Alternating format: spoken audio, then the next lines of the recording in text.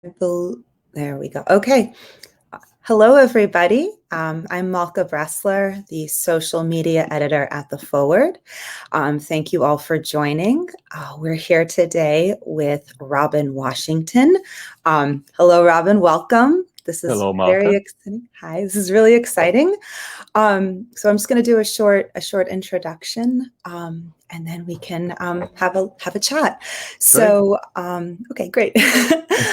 So this is Robin Washington, as I'm sure everyone knows, an award-winning veteran journalist from Minnesota, and he is our new editor at large. A longtime senior editor, columnist, radio host, and documentarian. He was one of the founders of the Alliance for Black Jews and an early pioneer of the term Jew of color, and this was more than 2 decades ago. He has mentored scores of young journalists, served as a board member on the National Association of Black Journalists and Unity Journalists of Color, and lectured at numerous universities. And I can say wholeheartedly, we are so excited that you are joining us at The Forward. How are you today? Great. I'm fine and excited to be here and to join everybody. Yep. Awesome. Lovely. So just to start things off, I was wondering if you could tell us a little bit about your background, where you grew up, things like that. Well, I have a little soundbite that goes with that too, which is I'm driven by the 3 J's, and I'll tell you what they are after I give you a little bit of background. Okay. But I'm from Chicago, 5th generation on my mother's side, 3 generations on my father's side, all moved there at one time, so I'm pretty far on that side too. African American and Jewish. My mother was Jewish, not Black. My father was Black and not Jewish. And I say that because I am 100% of each, which makes me 200%. I grew up in the civil rights movement, very much steeped in it. My mother was an officer of Chicago CORE, the Congress of Racial Equality, and the NAACP. My father also was very active in the movement. And my mother would take my brother and me, there's 2 of us, he's 3.5 years older, to protests and sit-ins when I was 3, 4, 5, 6 years old. You have on the site in the article about me, I see the multimedia editor chose a picture of me at 3 holding my stuffed tiger, which I don't know where it is anymore. Sorry. Oh, no. Yeah. And I may have taken that tiger with me now that I think about it to some of those protests. I'm not kidding, but I remember them like they were yesterday. Again, this was in Chicago. It was most of the, and I have no memory of not knowing what they were about, by the way. They were mostly about the de facto segregation in Chicago public schools, a term I've been saying since I was about 6, or housing discrimination, redlining, or both. And one in particular was a sit-in at the Chicago Board of Education that I now know lasted a week. I don't know if we were there the entire week, but I distinctly remember being there overnight. There's a picture of me. We can find this at some point. Outside of the Board of Education, holding a sign, picketing with other picketers. I'm the smallest. I'm wearing short pants. And it turns out to be right after we were thrown out of the building, removed by the police. So I like to say I thought of these things as family outings. One weekend we would sit in at the Board of Education. The next weekend we'd go to, as most people in Chicago do, the Museum of Science and Industry. And this is what you do, or what we did. Later, I grew up and became a journalist. My journalism was sort of informed by my activist upbringing, but I really specialize in mainstream journalism, ethnic journalism too, obviously, since I'm here, or mainstream ethnic journalism if you want, which is not to say anything about alternative or other forms, but my goal is to reach as many people as possible and to bring some advocacy to it. I use very strong, I adhere very strongly to journalistic ethics and principles, but I still think you can do so and yet advocate for a better society for all of us. We can't just put anything in the paper, or on TV, or on the radio. And getting very quickly to those things, I have worked on TV, on the radio. I have a show on Wisconsin Public Radio. I'm the former editor of the daily paper in Duluth, Minnesota, which is where I am right now, the Duluth News Tribune, and have worked many years in Boston. And we'll just end it there to say that's where I am, or I'm here in Duluth. But the three J's, justice, journalism, and Judaism, are what drive me. And here we are today. Yeah, I guess that's a lifetime of all three, Right. basically. Yeah, from And very each inform the other too. Yes. So I guess that really leads me to my next question. How did the term Jew of color come to you? I mean, how did you it seems so self-explanatory today, right? Like the term just seems like, oh yes, of course. I'm looking around because I have the book around here somewhere where that essay was from, but it's the essay that is on our site. It's a reprinting of an essay that I wrote for a book edited by Ishmael Reed called Multi-America. I probably wrote it in 1994 because I know he took quite a while to get it published. And I waited a bit for my time, but that's okay. And it's almost a, fell tripping me off the tongue that I said something like, as a Jew of color, I ... And, I don't think, by the way, the whole world sat there looking and waiting for me to say this and then said, oh, what a great phrase, and used it. But on the same hand, I've been quite aware. What did I say? My journalism informs my justice, informs my Judaism, back and forth of terminology all my life, and particularly as an adult, and particularly as a journalist. So I don't flippantly say things like of color without knowing what I'm talking about. Of course, right. And I have to admit, Shahana McKinney, who is also a leader in the the Black Jewish community, or the community of Jews of color, also used the phrase early on. She gets credit for first saying Jews of color, and I'll give her credit. All right, Shahana, for actually for using it more deliberately than I did.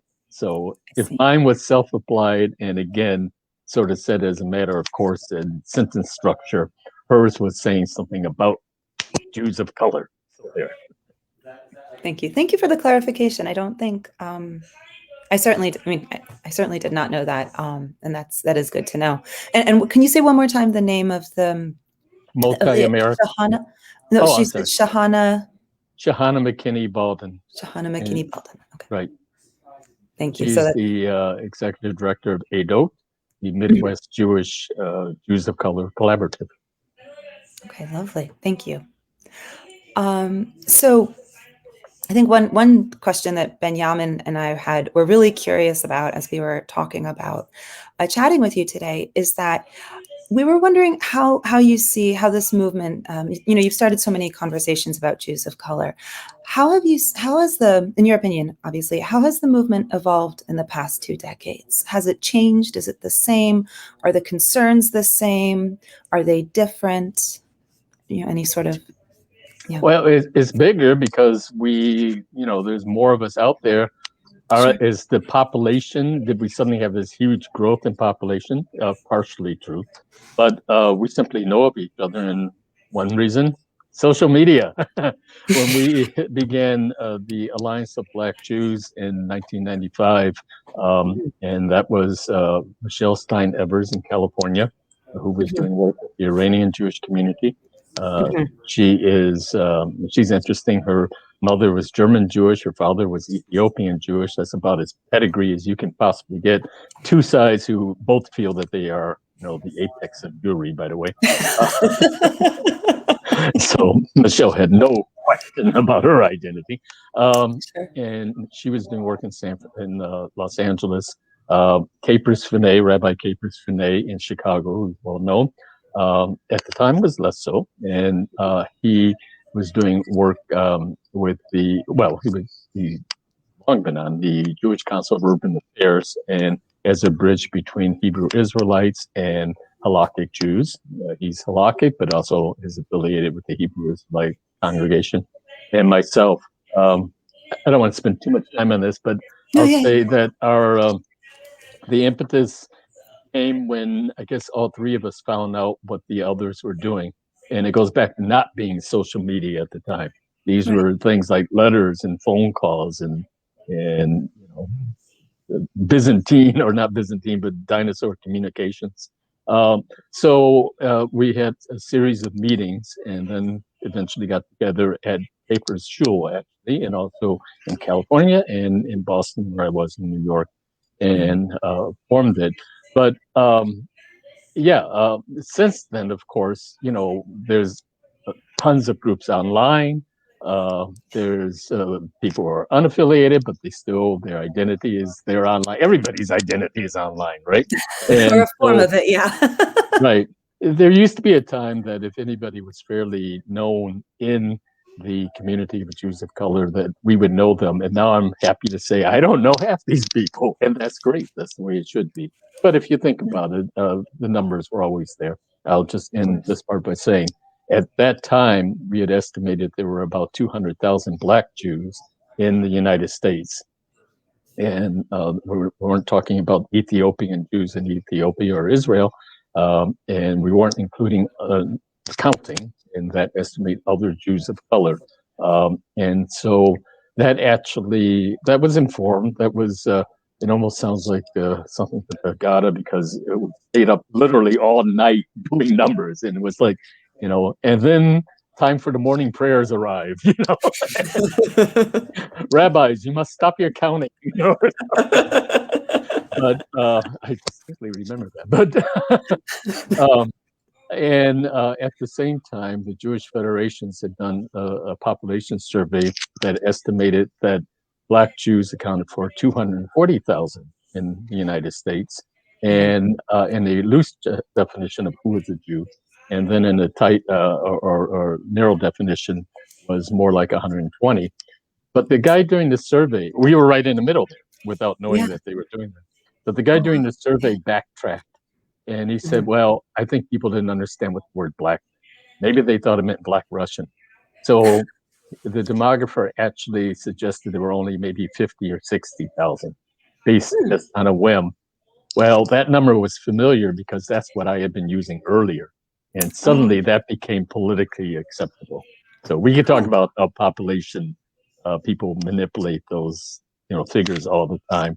But in short, if you go back to our estimate and how it fell in the middle of the official count, we probably knew what we were talking about. That's good to hear.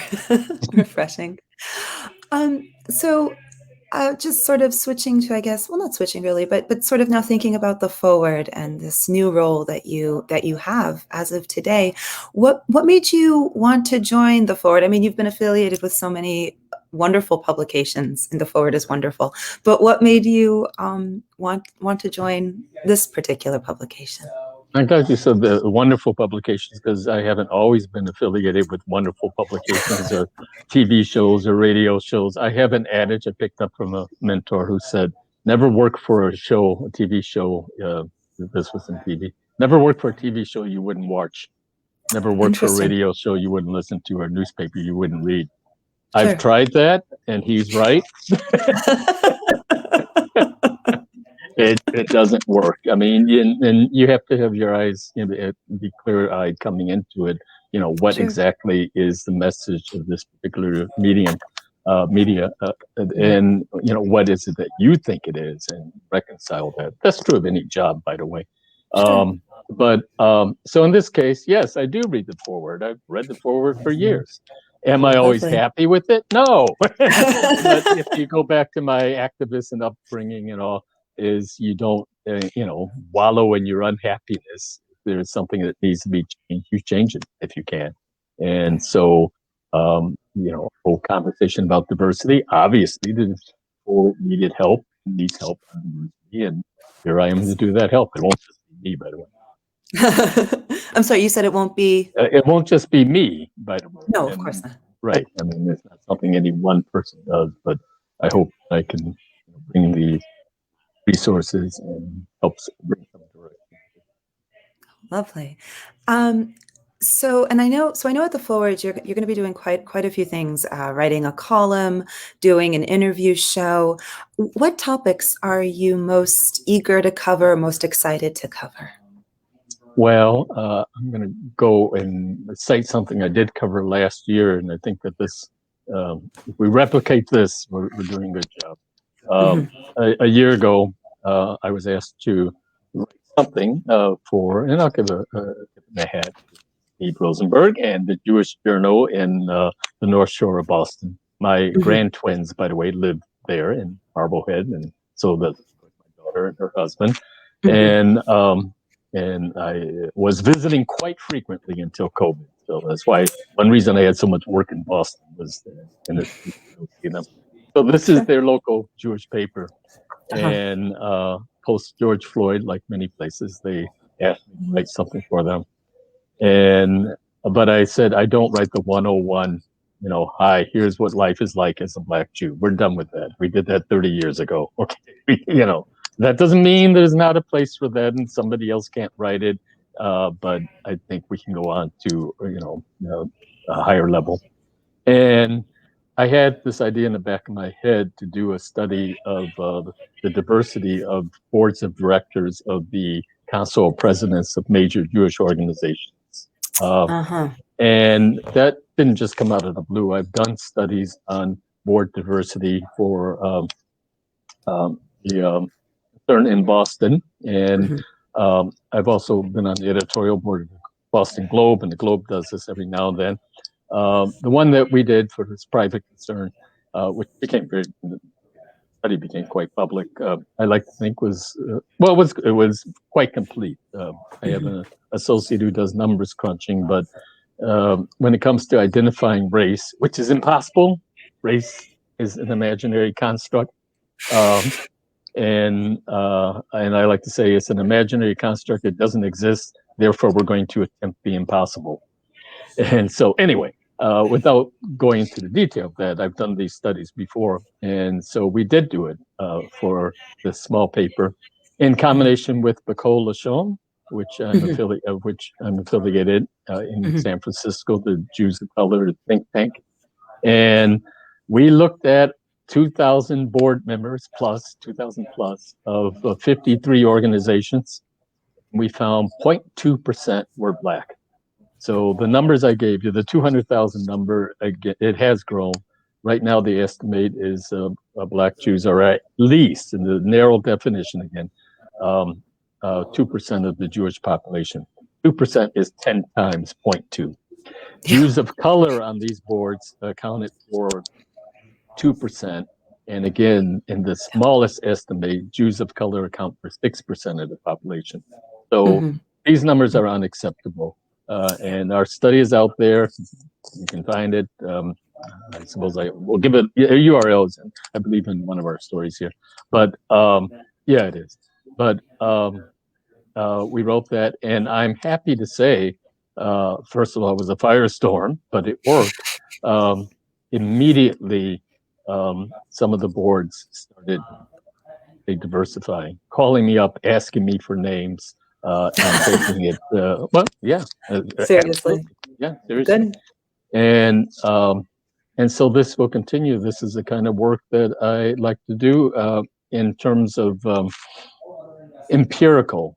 No one could argue against the numbers. They could say that, well, we didn't quite count them right, although nobody did. Sure. Ironically, the only organization that commented on our numbers was the American Mizrahi Association, which loved it because we gave them the highest numbers.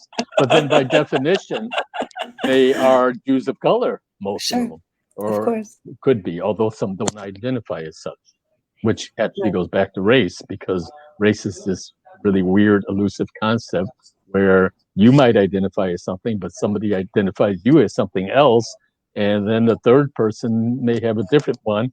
And when you change time and place, you'll be defined differently. Yes. Yes, for sure. And I think, yes, exactly. And I think it's even true sometimes for Caucasian Jews, for white Jews, right? Oh, absolutely. There's this constant questioning Right. Well, okay, having gone this far, I have to give this to you, which is, are you familiar with Sábado Gigante? Excuse my bad Spanish. I'm afraid not. It is No. it was, I think it's off the air now, the #1 variety show on television in the world, watched by 100 million people every Saturday night on Univision. And its host was Don Francisco. And Don Francisco is, without getting the stereotypes, the archetype of a Latino man. Okay. Look up his picture. You say, yep, he's Latino. He's Hispanic, however, Interesting. whichever word you want to use. Well, Sure. his real name is Mario Kreuzenberg. His family was German Jews who escaped the Wow. Holocaust. Then they went to Chile. So in Germany, they were white until the rise of Nazism. They weren't white. And they went to Chile, they were white again. That's where he was born. So the family gave him a Hispanic name, of course. Of course. So he grew up white. But then he went to Right. Miami. He learned how to do TV and he started the show down there. It got big. Univision wanted it. He went to Miami. Now he's not white anymore. Race changes in that story depending on time, Germany, and place. Latin America today to the United States. Yeah. So yes, it's something that everybody, no matter what you think you are, should be aware of. Yes. Yes. It's very fluid. Yes. Thank you. Really actually never thought of it like that, but it's really intriguing. Thank you for that. I'm going to think about that. Right. So I guess in closing, before we, end our conversation, I was wondering if there's anything that you'd like to add, or anything you'd like to say, anything I forgot to ask you that you would have liked me to have asked you. That's actually a question I ask my interviewers. Oh, really? By the way, yes. If you were me doing the interview, what would you ask you that I haven't asked you? What have I forgotten? Right. It's a trick way of asking that question, right? Exactly. So I don't think you did. I think you got them all there. I didn't. I just wanted to finish that the long story about the board study was an example of what I plan on doing. So there'll be more like that. And again, when I say journalism advocacy and scary words like that, this is what I'm talking about. There was nothing not journalistic about the study and about the column, even though the column was meant to be opinion. It said integrate Jewish organizations now. I'm actually quoting, by the way, the ADL that said integrate now, and yet themselves they did not have the integrated board that they should have had. I'm hoping that has changed. By the way, they, I believe, had 2 people of color who were Jewish, which I find, and that's fine. That's what they do. But again, that doesn't address the representation. No. So you can expect more work like this. Again, part of what drives me is empirical work. I like the science part of it, where there's actual numbers that you're counting. So there's nothing really fuzzy about it. And then you give your interpretation. Right. Yes. Lovely. Well, thank you so much, and for taking the time today to chat. And we are really looking forward to working with you in the next, and starting, I guess, today. Right. So thank you again. Thank you. Pleasure to be here. Thanks. And thank you, everyone, for tuning in. Again, we've been speaking with Robin Washington, who is the Forward's new editor at large. Okay. Have a good day.